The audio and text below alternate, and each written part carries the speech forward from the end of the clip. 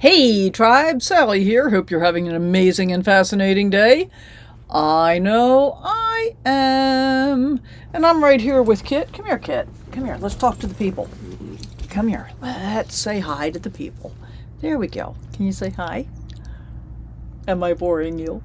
Am I boring you, baby boy? Okay, good boy. Yep, here with the Kit. We're going to talk about Kit a little bit too.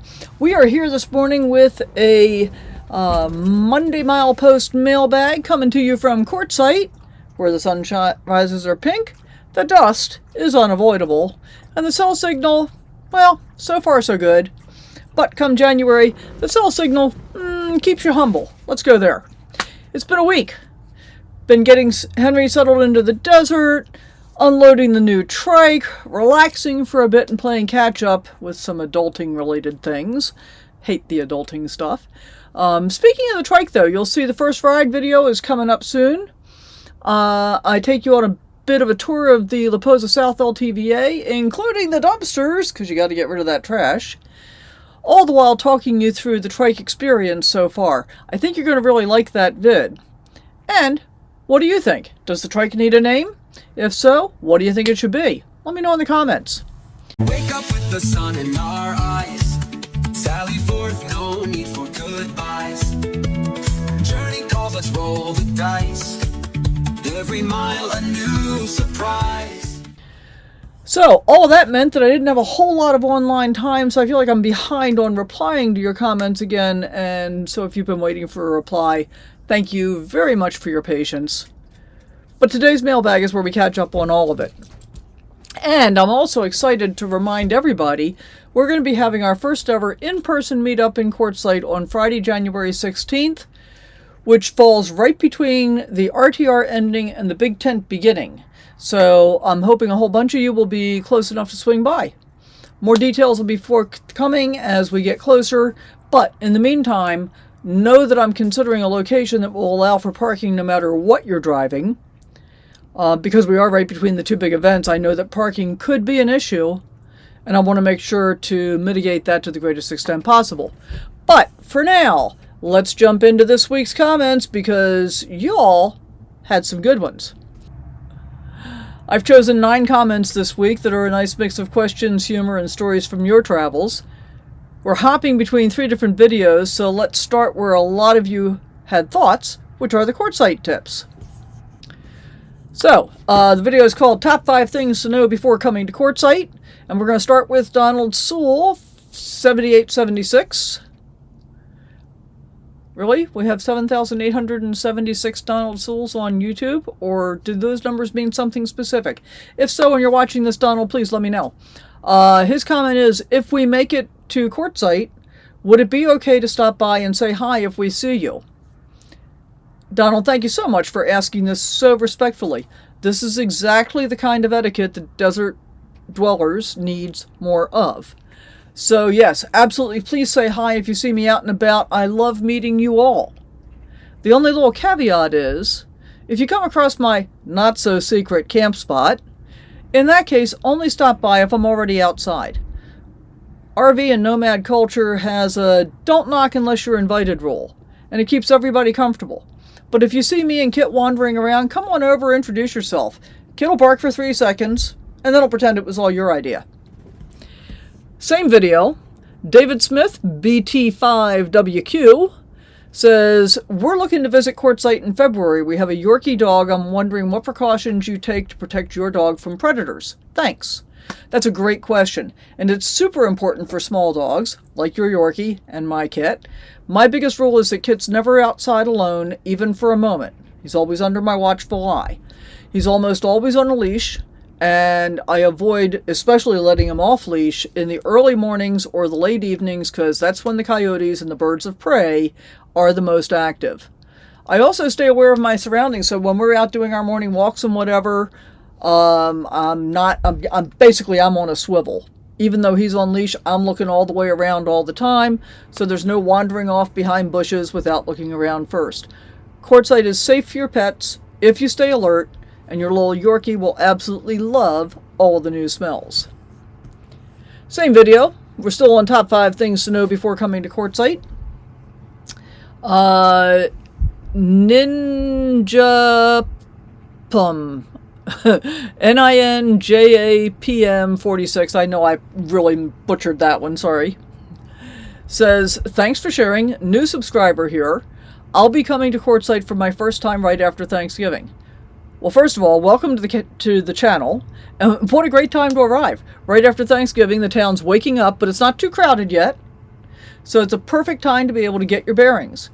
If you see the blue trike cruising around the Posa South, feel free to wave. Might be me and Kid, and you'll know because Kid will be in a carrier on the back. But it might be us out exploring, so we'd love to say hi, and I hope you get settled in well. And for everybody, if you're coming to Quartzsite for the first time and you've got questions that I haven't addressed yet, let me know what those are, because I'm more than happy to address them. I've been here long enough and enough times that I'm kind of out of questions. So I try and think back to what it was like the first time I came, and I have plenty of questions, and I know that you do too. Same video, Zigzag11 commented, more than 5 things, with a smiley face. And my response, of course, is guilty as charged, because once I get rolling about Quartzsite, the list grows fast. So consider it 5 things, plus bonus content, because that's really the way things generally come down for me. Alright, let's move into the video, unloading my new E-Trike, why I chose it for full-time RV life.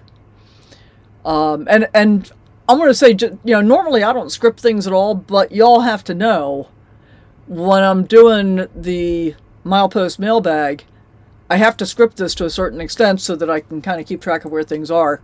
So, there is that. Mostly I prefer to just, pick a topic and riff, but I want to keep this one pretty tight. Anyway, I digress. Southwestern Traveler comments, hi Sally, maybe strap the front wheel to keep it straight while unloading and loading. Enjoy. And so if you haven't watched the video, as soon as I start moving the back end back, the front wheel wants to turn 90 degrees to its normal orientation, pointing straight ahead. And I considered doing that. I considered strapping it, but a couple of things. One is that the wheel needs to be able to roll as I'm moving the back end back. And if I'm strapping through the wheel, that's going to interfere with its ability to roll. More importantly to me, it kind of ends up adding one more thing to juggle when my hands are already doing the don't let this thing roll over me dance.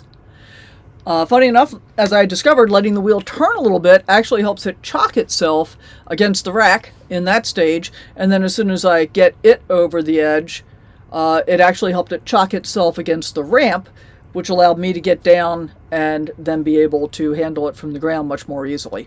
Watch the video if you haven't. I think you'll find it actually worked pretty well for me. More practice is going to smooth everything out. And I think I managed to avoid making unladylike noises in the process of doing this, pretty sure. But I know that more practice is going to make it smoother. And, keep in mind, that really was the very first time I unloaded it. And I deliberately did not practice because I wanted you to see what it was like for the first time. So that was the first time. I think the second, third, fourth time is going to get a whole lot easier. Although, frankly, at this point, I don't have any intention of reloading it until I'm actually ready to leave Quartzsite. So, there's that. From the same video, G-Money Is It says, I have the same bike, different color. Took me forever to get it put together. Actually, I need to get it out of the demo mode because it won't go over 8 miles per hour. Thank you for the demo on your carrier. I've looked for one with an automatic lift like with a wheelchair, but have not found one for the trike. Have fun. And I hear ya. Mine took a whole lot longer than I expected to, and in fact, Electric advertises 1-minute toolless assembly. Sort of right, sort of not right. Here's the thing. If I were, I can't believe I'm going to say this. I used to hate it when old people said this. I don't feel like an old person. But I will say, if I were even 10 years younger, it might have been 1-minute toolless assembly. Oh, except for installing all 3 fenders and the headlight. So if all I had to do was get it out, unfold it, lock the front fork in place, lock the frame in place, and put the seat in, yeah, I probably could have done that in a minute. But it's a little more than that. And so for me, mine took a whole lot longer than I expected because it was hot enough outside to fry an egg on Henry's front bumper. And so I was working in short bursts. Mine's still in beginner mode as well, which G-Money Izzard is calling demo mode. But I did learn that it'll go faster than 8 miles an hour if I am pedaling in Sport, Sport Plus, and Turbo. And of course, I can get well over the 8 mile an hour limitation, the low level limitation in any speed if I'm willing, or in any mode if I'm willing to pedal fast enough to make that happen. But throttle only in the beginner mode. If all you're doing is throttle and you're in eco and I think tour, it won't go above 5 miles an hour, at least for me. Anyway, I was able to get it to go faster than that, and I was all the way up to almost 13 miles an hour on the pavement, and I was up to almost 12 miles an hour when I was riding back through the desert on my ride that'll be coming up in the video ride, the ride video. Sorry. I also looked everywhere for a powered lift option, because that would have been ideal. But so far there was nothing out there that I could find that fits the trike safely. So for now it's ramps and patience to win the day. That's just the way I'm handling it. Same video, Crafty Traveler 9238 says, congrats on your new toy. I noticed you color coordinated with the cover in your outfit for the day. Enjoy your trike. Thanks, Lonnie. I promise it wasn't intentional. Basically, I wear the same tank top every day. I got 2 different colors. They're orange and they're blue. I have multiples of each color. So, and I kind of refer to it as having like decided to Steve Jobs my wardrobe. If I could have gotten them all in one color, I would have. Couldn't. There weren't enough available. But I have discovered that it really reduces and removes any stress about what I'm going to wear this day. Well, I'm going to put on a tank shirt and a pair of shorts. There you go. I didn't plan to match the trike. Just happened to work out that way. You can just pretend that I planned it if you want to. And I guess, on the one hand, I have never been a fashion plate by any stretch of the imagination. I mean, good grief, I cut my own hair, folks. I'm not into all the girly girl stuff. I've never worn makeup. We're going off into a segue here, but I'm going to share this with you because I think it's kind of important for some people to be able to validate for themselves that, everybody makes their own choices about how they want to do things. When I was a kid growing up, I can still remember my mother and my grandmother saying things like, oh, I can't go out yet. I don't have my face on. That's what they used to say back in the day, guys. And so for me, I decided that I always had my face on. I roll out of bed in the morning. This is the face I have on. I do have to comb my hair occasionally. But honestly, sometimes I don't even have to comb my hair. I look in the mirror, it's like, that looks okay. So no makeup, nothing, nothing extraordinary, no fancy clothes. I look at what some people are wearing and I think, oh, look at all these cute outfits. I don't know. I just don't ever seem to be able to find all the cute outfits and feel like I'm rocking them, right? So my choice has been, I wear the clothes that make me comfortable, that make me feel comfortable in the things that I'm doing, because honestly, I don't really care how I look. I mean, I want to be clean, I want to be tidy, but I don't need to be a fashion plate, and I've always been that way. So I've never worn makeup. I wore makeup for my first wedding. That marriage lasted like 2 years. Just saying. And I apologize, I forgot to put my phone on Do Not Disturb. Sorry about that. So finishing up on Lonnie's comment. Thanks for the comments about the trike. It's been a blast so far, and I think you're really going to like the ride-along footage. From the video, Quartzsite Meetup and Airmail Shoutout Mailbag episode 15. I used to be able to speak. At Marie Taylor 2901, who was our Airmail Shoutout last week, says, thank you so much for the amazing shout-out and very kind words. Made me tear up. LMAO, y'all know what that means. I'm still in Texas as I somehow caught the flu last week. Today was day 10 and I feel like I finally turned the corner. Great date for the meetup, January 16th. I'm putting it on my calendar right now. Hopefully I'll see you before then, though. Give Kit some snuggles from me. Marie, my goodness, 10 days with the flu is rough, but I'm glad you're finally on the mend. And thank you again for all the kindness you bring to the community. Kit happily accepts all the snuggles, preferably while being fed cheese at the same time. And for those of you that don't know Kit in person, let's talk about that for a minute. It's important to know that he is 71% Chihuahua, which I would never have believed until I did DNA on him. And as I've learned, that means he's very reactive. He was also abused and left on the streets in Yuma before somebody finally picked him up and got him into the shelter where he and I found each other. But that abuse and that abandonment also, heightened reactivity, heightened anxiety. So, the reality is, he loves me and a very few other people like Barb and Lisa and Donna, that's Shalom on the Roam on YouTube, and Rob, Travels with Dottie. Everyone else, he might bite. And I'm mentioning this because he's absolutely adorable. And on YouTube, he looks like he's super friendly. So when we meet in person, I don't want anybody having unrealistic expectations. Fair enough? Now, back to our comments. Thank you for that commercial interruption. From the video, Wild North Dakota, Bison Beauty and the Forgotten Badlands. Judy Connolly 6919 says, love the bison, beautiful country. It really is a magical corner of North Dakota. The bison just had that perfect bit of drama to the landscape. I'm really glad you enjoyed the ride along. But remember, never pet the fluffy cows. Really, don't do it. It's kind of like parking in a wash. Don't do that either. Okay, so this week's Airmail Shoutout Award goes to Donald Sewell, 7876. Donald, thank you for modeling exactly the kind of respectful curiosity that makes the RV community such a joy.